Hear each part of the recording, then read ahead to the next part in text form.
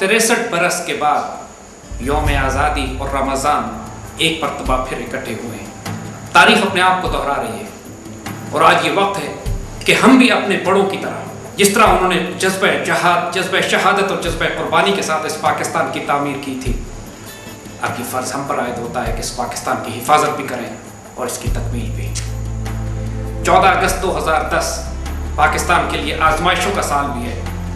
پاکستانی قوم قربانیاں بھی دے رہی ہے، ہم پر مشکلات بھی ہیں، لیکن ہمت اور حوصلے سے کام لیجیے گا۔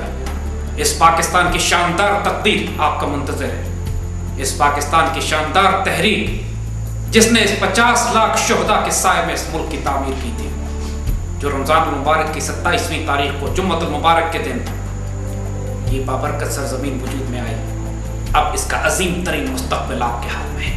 ان پریشانیوں سے نہ گھبرائیے گا، حوصلہ رکھیے، اپنے آپ کو متحد رکھیں، اللہ اس کے رسول صلی اللہ علیہ وآلہ وسلم کے بھروسے پہ ان کے سائے میں یہ پاکستان جو اس کا سبز ہلالی پرچم ستارہ و ہلال، یہ رہبر ترقی و کمال بھی ہے، یہ ترجمان ماضی بھی ہے، شان حال بھی، اور یہ جان استقبال بھی ہے، اور اس پر سایہ خدا ذوالجلال بھی ہے۔ یہ پاکستان اللہ کے رازوں میں سے ایک راز ہے۔ یہ وہ پاکستان ہے جو مدینہ ثانی ہے، جس کے نام کا مطلب ہی مدینہ طیبہ بنتا ہے، جو 1400 سال کی امت کی تاریخ کی امین بھی ہے اور آنے والے دور میں امت کی آبرو کا محافظ بھی ہے۔ علامہ اقبال میں اس میں بسنے والی نسل کے لیے اس کی شان میں یہ فرمایا تھا، سبق پھر پڑھ صداقت کا، عدالت کا، شجاعت کا، لیا جائے گا تجھ سے کام دنیا کی امامت کا۔ آنے والے دور میں خلافت علیہ منہاج النبوہ نے جو قیام ہونا ہے، جو میرے آقا صلی اللہ علیہ وآلہ وسلم کی حدیث مبارکہ کی بشارت کے مطابق مسلمانوں نے غزوہ ہند میں شریک ہونا ہے، اور اس پاکستان میں اس کی تکمیل خلافت راشدہ کے نظام پر ہونی ہے۔ ان تمام خیر و برکات کا مرکز یہ مدینہ ثانی، یہ پاکستان، یہ پاک سرزمین ہے۔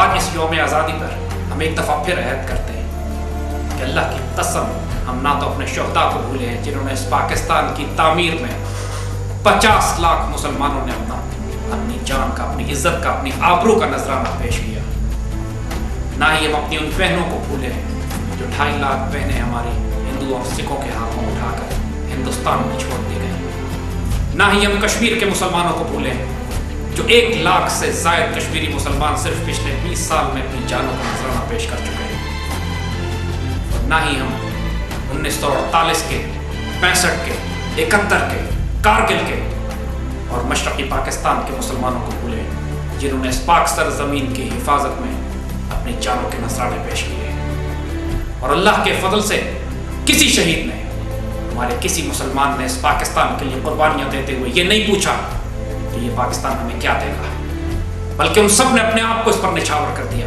اس پر قربان کر دیا، کیونکہ آج کے دور کا فرقان، آج کے دور میں سچ اور جھوٹ کی کسوٹی، آج کے دور میں اللہ کی رضا اور اللہ کے غضب کا معیار یہ پاکستان بنا دیا گیا ہے۔ جس نے اس پاکستان کی عزت کی، جس نے اس کو پیار کیا، جس نے اس پر اپنی جان اور مال قربان کی، اللہ تو جہانوں میں پر رحم، کرم، فضل اور احسان فرماتا ہے۔ جس نے اس پاکستان کو نقصان پہنچایا، جس نے سبز ہلالی پرچم کی بے حرمتی کی، جس نے اس مملکت خدادار پاکستان کی مخالفت کی، دنیا اور آخرت میں تباہ برباد کر دیا جائے گا۔ آج نہ روزہ کام آئے گا، نہ حج، نہ زکوٰۃ، نہ کوئی عبادت اگر اس پاکستان سے مخالفت کی۔ پاکستان کی نوجوان نسل اب الحمدللہ دوبارہ اپنے مقصد حیات کے لیے بیدار ہو رہی ہے۔ علامہ اقبال نے ان کی فکر میں، ان کی سوچ نے اس پاکستان کی تعمیر کی تھی۔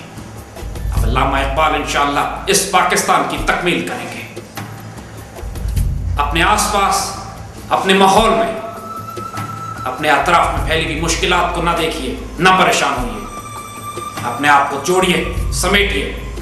ہر کوئی آئیڈیالوجی، نظریہ، سیاسی جماعت، مذہبی جماعت جو آپ کو فرقہ واریت میں، لسانیت میں، قومیت میں، صوبائیت میں تقسیم کر رہی ہے، وہ امت رسول صلی اللہ علیہ وآلہ وسلم اور پاکستان کی دشمن ہے۔ اپنے آپ کو اس سے الگ کریں، ورنہ دنیا اور آخرت میں عذاب میں لائے جائیں گے۔ ہر وہ جماعت جو پاکستان سے محبت کرتی ہے، پیار کرتی ہے، پاکستان کو جوڑنا چاہتی ہے، امت مسلمہ کی قیادت دینا چاہتی ہے، غزوہ ہند میں شریک ہونا چاہتی ہے، اور پاکستان کی تکمیل کر کے یہاں خلافت راشدہ کا نظام لانا چاہتی ہے، اس جماعت میں اپنے آپ کو شامل کر لیجئے۔ اس ہر نیک کام اور خیر میں شامل ہوئیے جو اس پاکستان کی حفاظت کرتا ہے۔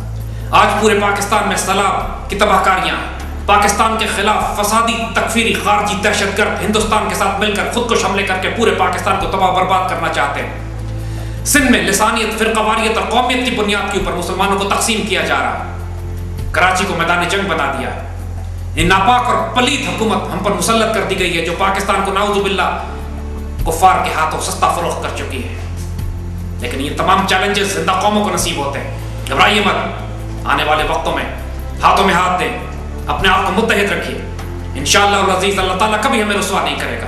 اللہ تعالیٰ کبھی بھی ہمارے شہداء کی قربانیوں کو ضائع نہیں کرے گا۔ اللہ تعالیٰ کبھی بھی اس پاکستان کی وہ شاندار تقدیر تبدیل نہیں کرے گا جو اس نے ہمارے مقدر میں لکھ دی ہے۔ ہم نے غلطیاں کی ہیں، ہماری غلطیوں کا نتیجہ ہے کہ جب ہم نے اس پاکستان کو بنایا لا الہ الا اللہ پہ تو اس کی تکمیل نہ کر سکے محمد رسول اللہ پہ، جس کے نتیجے میں مشرقی پاکستان ہم سے جدا کیے گیا۔ 63 سال سے ملک میں انگریزوں کا بنایا ہوا نظام قائم ہے۔ یہاں کا عدالتی نظام انصاف نہیں دیتا، یہاں کا معاشی نظام سود اور ربا پر قائم ہے، یہاں کے تمام تعلیمی نظام وہی ہے جو قوم کو طبقات میں تقسیم کرتا ہے۔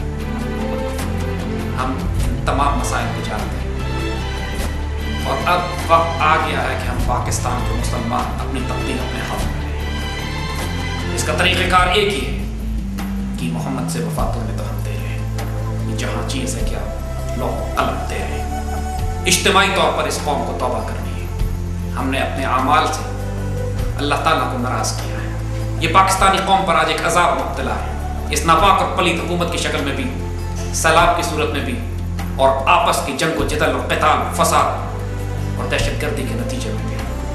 ہم کو اجتماعی توبہ کرنی ہے، اپنے آقا صلی اللہ علیہ وآلہ وسلم سے نسبت اور تعلق کو دوبارہ استوار کرنا ہے، قرآن پاک سے اپنے تعلق کو دوبارہ جوڑنا ہے۔ جو وعدہ ہم نے اپنے اللہ سے کیا تھا، میرے مالک اس دنیا میں آپ کا نظام قائم کریں گے، اس وعدے کی تجدید کرنی ہے۔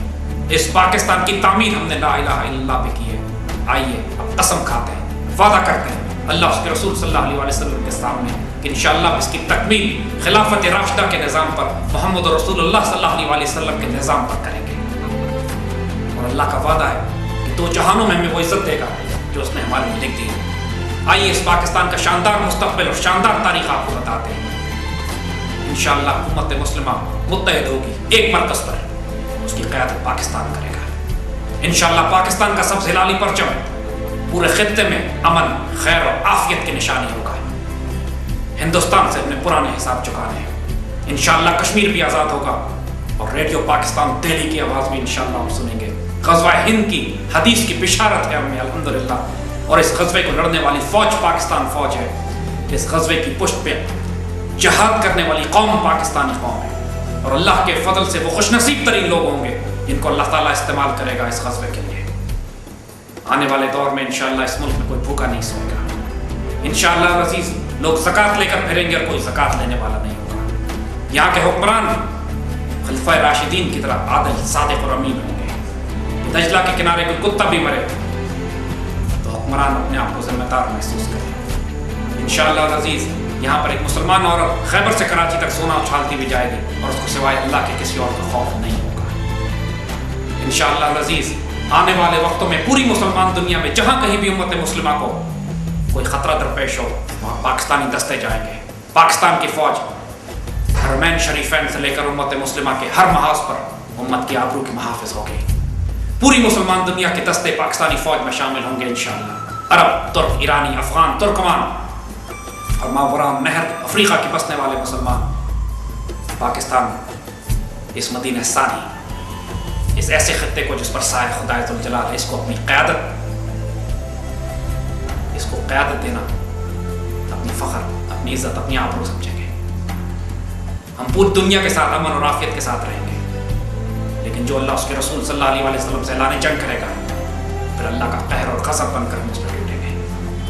ہم اس پاکستان کی خوشخبری آپ کو دیتے ہیں جو آپ کے نصیب میں لکھی ہوئی ہے۔ اپنے آپ کو متحد کیجیے، قرآن پاک سے فیض لیں، کلام اقبال کو اپنی زندگی کا حصہ بنا لیجیے، اپنا اخلاق اور کردار اس مقام پر لے جائیے کہ دنیا گواہی دے کہ یہ صادق اور امین لوگ ہیں۔ یاد رکھیے اللہ اپنا کام شیروں اور دلیروں سے لے گا، اللہ اپنا کام ناپاک، پلید اور حرام میں پلنے والی قوم سے نہیں لے گا۔ अपने रज़्क़ की हिफाजत करें, अपनी निगाहों की हिफाजत करें, अपने ख्यालात की हिफाजत करें। आज 14 अगस्त का दिन तजदीद अहद का दिन है। इसको बहुत शान से मनाएं, आन से मनाएं, पाकिस्तान के परचम को बुलंद रखें। हमारी शनाख्त पाकिस्तान है, हमारा नजरिया इस्लाम है, हमारी आबरू हुर्मत रसूल सल्लल्लाहु अलैहि वसल्लम से वाबस्ता है। आज ये पाकिस्तान खतरात में है, लेकिन घबराना नहीं, परेशान मत होना। आज पूरी कौम को मुत्तहिद होकर खतरात का मुकाबला करना है। हर फर्द अपनी ज़ात में इस झंडे को बुलंद करे। फर्क खत्म हो सकते हैं, अफराद शहीद किए जा सकते हैं, लेकिन इस परचम को, इस नजरिए को हर हाल में बुलंद रखना है। अल्लाह इस पाकिस्तान का हामी और नासिर है। अपने आप को खुशनसीब बनाए कि आप अल्लाह के हामी, अल्लाह के मददगार बने, अल्लाह के रसूल सल्लल्लाहु अलैहि वसल्लम की मोहब्बत करने वाले बने और इस पाकिस्तान के सिपाही बने कि जो इस पाकिस्तान का मुखालिफ है दुनिया और आखिरत में रौंद दिया जाएगा, और जो इससे प्यार करने वाला है दुनिया और आखिरत में इंशाअल्लाह अंबिया, सिद्दीकीन, शुहदा और सालिहीन के साथ उसका अंजाम होगा। आपको जश्न आज़ादी मुबारक हो, आपको रमज़ान करीम मुबारक हो। इस जश्न आज़ादी की खुशियों में अपने उन तमाम पाकिस्तानी मुसलमान भाइयों को याद रखिएगा जो खैबर से कराची तक तकलीफ में। पाक फौज का साथ दें, उन तमाम लोगों का साथ दें कि जो दहशतगर्दों का मुकाबला भी कर रहे हैं और तकलीफ में पाकिस्तानी मुसलमानों की मदद भी कर रहे हैं। हर वो खैर का काम, चाहे वो कोई जमात अच्छी कर रही हो, उसके साथ शामिल हो जाइए। इस कौम को आपने मुत्तहिद करना है, इसको फिरकावारियत में, लसानियत में, कौमियत में तकसीम नहीं करना। इस परचम को बुलंद रखिए, अपनी निस्बत अल्लाह के रसूल से कायम रखिए। अल्लाह आपको दो जहानों में इज्जत दे। इस पाकिस्तान को जो इज्जत उसने देनी है उसका आपको हिस्सा बनाए। अल्लाह ताला ने जो सादत आपके नसीब में लिख दी है आपको वो नसीब करे। अल्लाह इस पाकिस्तान का हामी और नासिर हो। इस जश्न आज़ादी के दिन हम एक दफ़ा फिर अपने अहद की तजदीद करते हैं। हमारे साथ शामिल होइए। पाकिस्तान जिंदाबाद।